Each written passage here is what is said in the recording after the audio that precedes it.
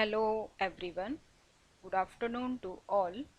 Here I am Aruna Bajpayee, Assistant Professor, Department of Computer Science and Engineering, and the today topic is JVM, JDK and JRE. These are called Java environment.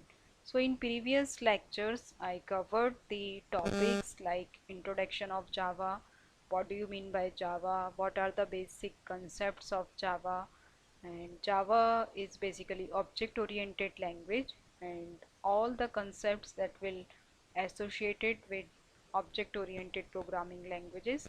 So it will also support the Java. And in previous lecture I covered some topic that is like Java editors, Java applications and history of Java. So that will covered in the previous lecture. So today we will start the topic Java environment. So these are the outlines of today lecture, like prerequisite of topic. Then we will study JVM, Java Virtual Machine, then the diagram and the architecture of JVM. The next topic of today lecture is JDK, then JRE, then after JDK and JRE there is a quiz and student effective learning outcomes. And in the last we will see the references also. So first, what is the prerequisite of today topic? So prerequisite of today topic is we have some basic idea of programming, like if we want to know about the basic concepts of object oriented programming. So if you know some basic concepts of C++ and Java, so it will very helpful to learn this topic, because this topic is related to the Java programming and this is called Java environment. Now what do you mean by JVM? So full form of JVM is Java Virtual Machine. Basically JVM acts as a runtime engine to run Java application. So if you want to run Java application, so it will execute the applications of Java. Basically JVM is only the one main method that will present in a Java code. So JVM is an abstract computing machine, or it is also called virtual machine interface or the engine that will derive the Java code. And that particular JVM is a part of JRE. JRE means Java Runtime Environments. So what do you mean by Java applications? Basically Java applications are called WORA.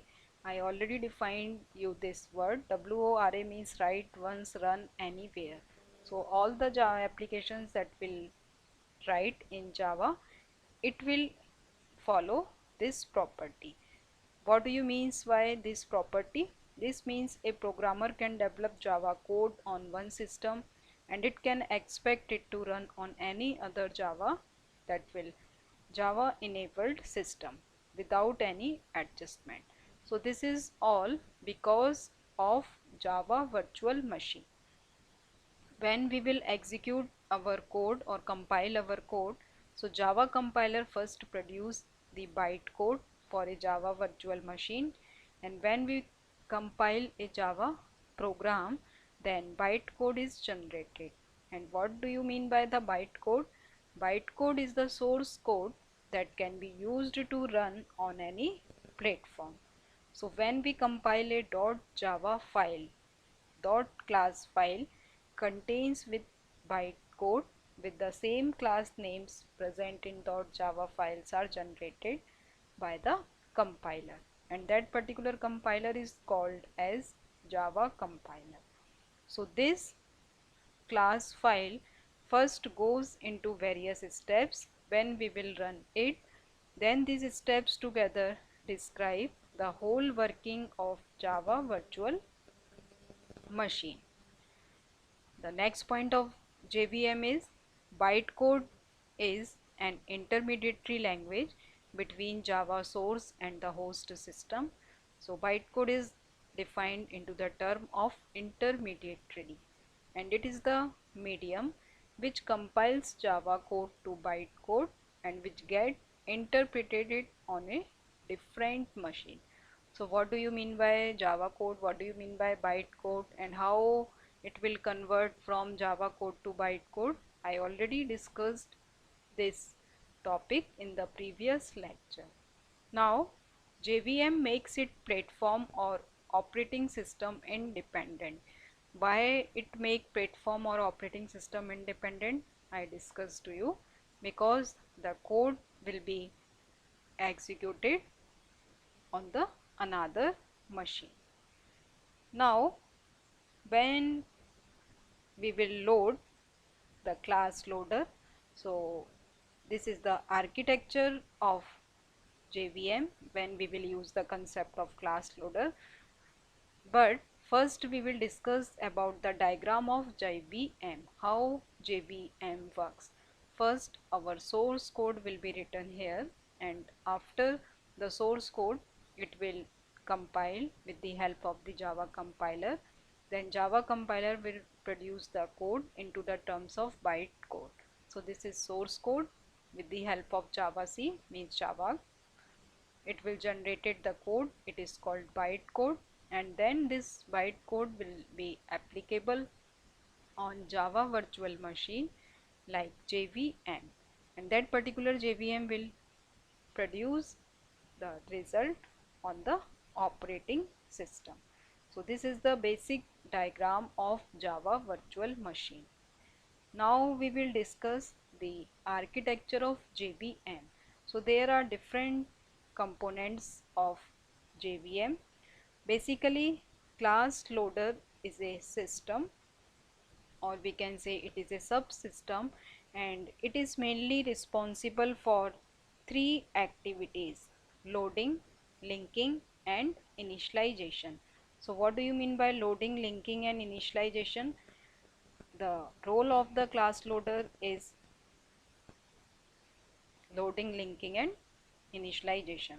So first, from here we will give the input into the form of JVM language classes, and it will give into the class loader, and in the class loader first task will be performed into the form of loading.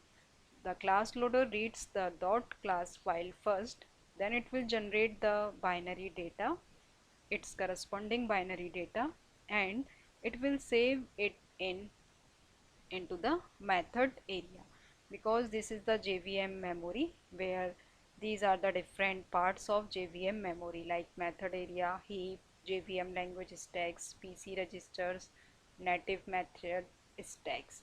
So first we will read the class file, then the code of that particular class file will generate its corresponding binary data, and this will save into the method area. And for each .class file, JVM stores the information. Which type of information will store in method area? Like name of the loaded class, what is the parent class, what is the intermediate parent class, what is the name of that particular class, and whether the class file is related to interface, or the types of modifier, which type of variables are used, and all the information that will be related to particular method, it will be stored in the method area. Now after loading .class file, JVM creates an object of type class. So it will help to represent this file in the heap memory. So what is the role of heap memory? First we will create the .class file, then it will convert it into the form of different types of binary file, and binary file will convert it or store the information into the method area. So this type of method area will only one method area in a JVM. So all the information that will be related to particular binary file will be stored here, and it will shared among all the classes. So this information will pass to the heap. So heap is a part of JVM memory where objects are allocated, and JVM creates a class object for a dot class file. So this is the role of heap. Now here we will use the JVM language stacks. So what is the role of stack? Stack is also a part of Java virtual machine memory, but in heap objects are allocated, but stack will be used for storing temporary variable.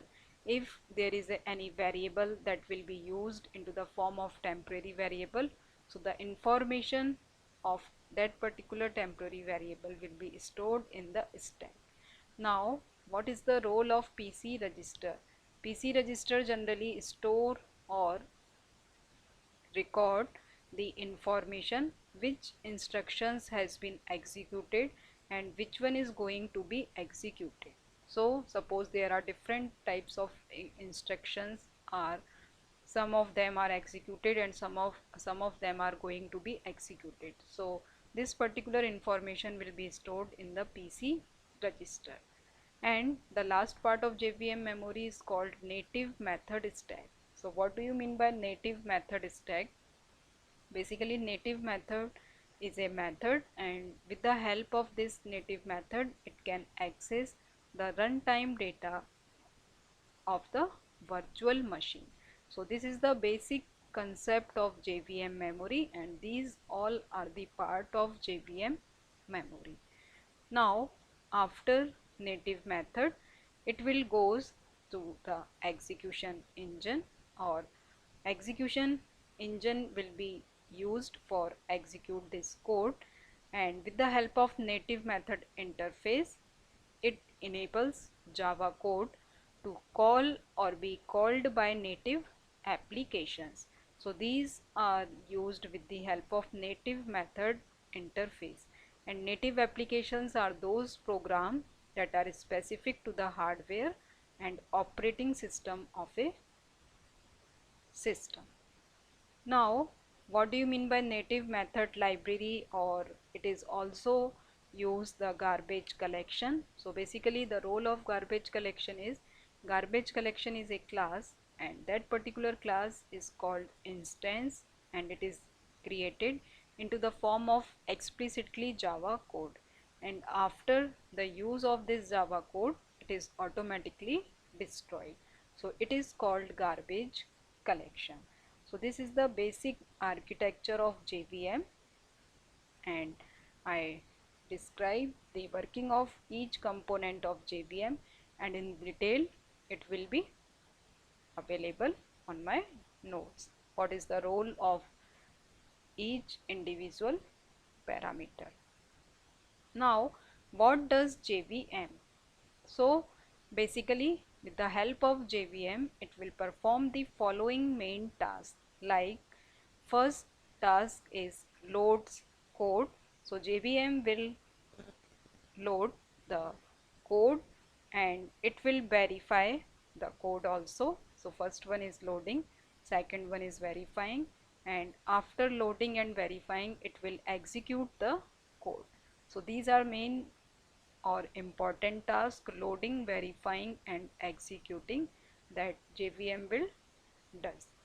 And it also provide runtime environment, and this environment is called Java runtime environment. Now the second component of Java environment is JDK. So what do you mean by JDK? Basically JDK is called Java Development Kit. And what is the role of Java Development Kit? If we know about the concept of JRE, so JDK is a superset of JRE. JRE means Java Runtime Environment, and the Java Development Kit can contains everything that JRE will contain, and along with the content of JRE it will also contain the development tool like such as compiler, debugger, etc. And What is the role of JDK? JDK is an simply implementation of one of the Java platform like Standard Edition, Java Platform, Enterprise Edition, or Java Platform Micro Edition. So there are different types of Java editions that will be used, or with the help of JDK it will be implemented. So what are the different types of editions of Java? I already discussed to you about the addition of Java. Basically, Java Development Kit is also supported by Oracle. So it is called Oracle JDK. Now, what is the another point of JDK? Basically, JDK is required to build and run Java applications, and it will be used in applets.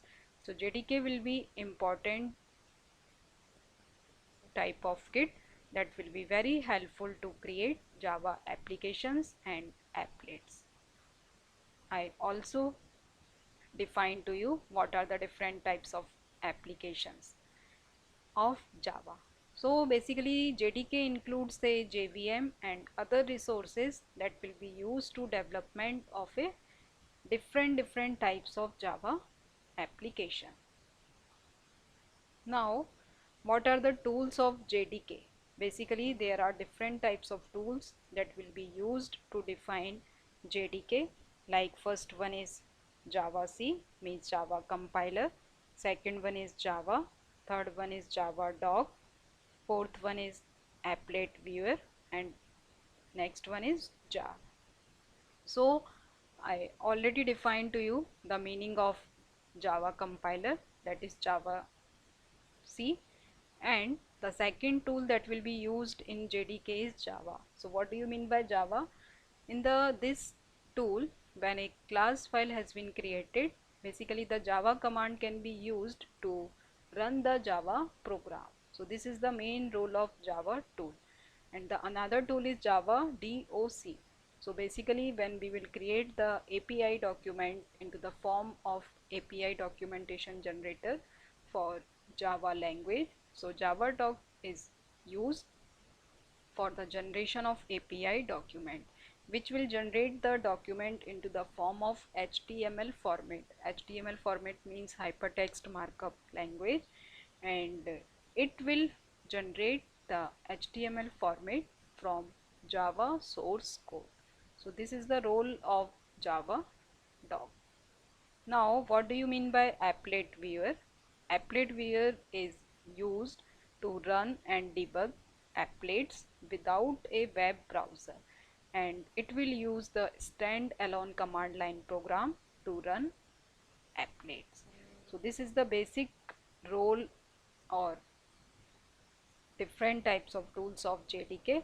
And what do you mean by jar? Basically jar is the combination of different types of libraries or different types of file will be included in the jar file. So these are some components or some tools that will be used in JDK. Now the last part of Java environment is called JRE. Basically JRE stands for Java Runtime Environment, which is used to provide an environment at runtime. So if we use to run our program, Java program, so it is very useful environment, and that environment is called JRE, and it contains a set of supporting libraries with the help of combination of classes and other files that are used by JVM at runtime. So this is the combination of different type of libraries, different type of classes and other types of files also that will be used at JVM. So with the help of JVM we will execute our program. Now the next point of JRE is a part of JDK, means Java Development Toolkit, but when we will download the JDK, so JRE or JDK can be downloaded separately. JDK is a part, JDK is a subset, or we can say JRE is a subset of JDK. So it can be downloaded into separated form. Now the another point of JRE is when you can run the code in Java runtime environment. So you cannot develop and compile the code in JRE. You will only run the code, but if you want to develop and compile the code in JRE, so it will not applicable in the Java runtime environment. So with the help of JVM, you will run our code. Now this is the diagram of JRE, where the combination of JVM or different set of libraries like into the form of rt.jar. Jar is a file and the other files. So first we will combine the different types of libraries and other files into a set, and then when it will be merged with the JVM, Java Virtual Machine, so these environment is defined into the term of JRE, Java Runtime Environment.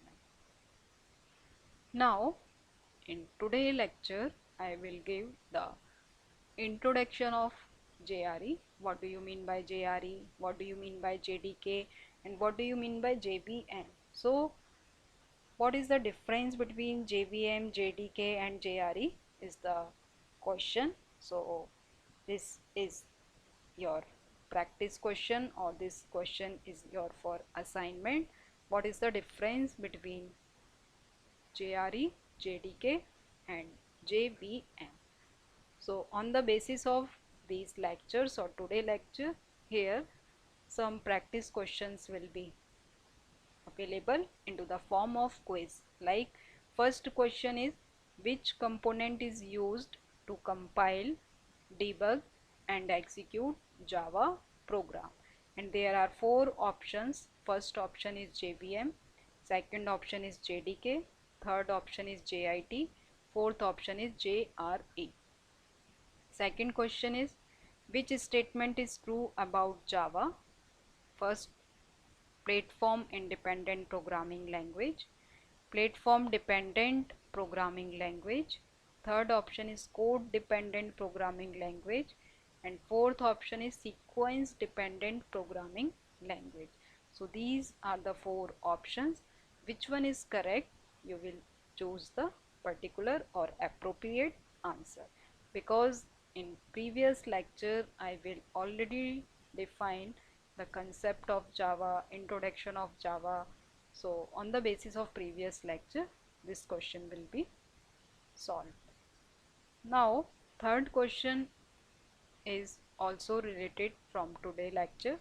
What is the extension of Java code file? Like .class, .java, .txt or .js.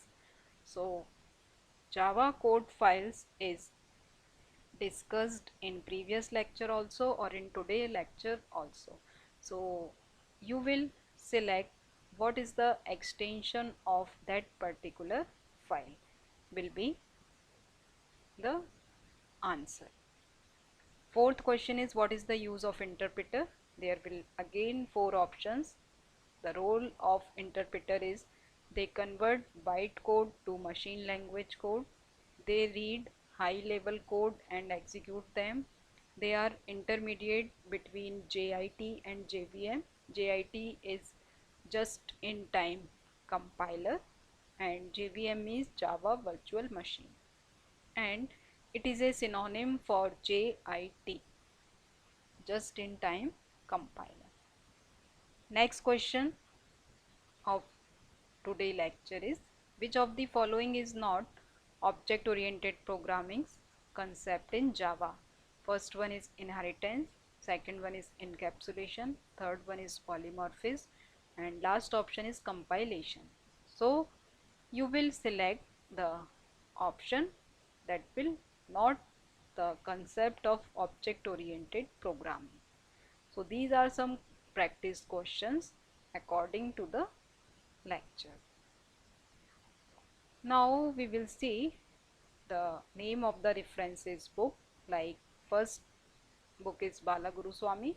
So this is the very important book. So with the help of this book you will study with the basic concept of Java, and another books are also shown here. Now what are the learning outcomes of today lecture? First one is it will give the ability to observe and develop sense making logical skill for abstract concept, like with the help of JRE, JVM, JDK, which type of concept you will create it. So this will related to the first learning outcome, and second outcome is ability to use updated tools, techniques and skills for effective domain specific practices.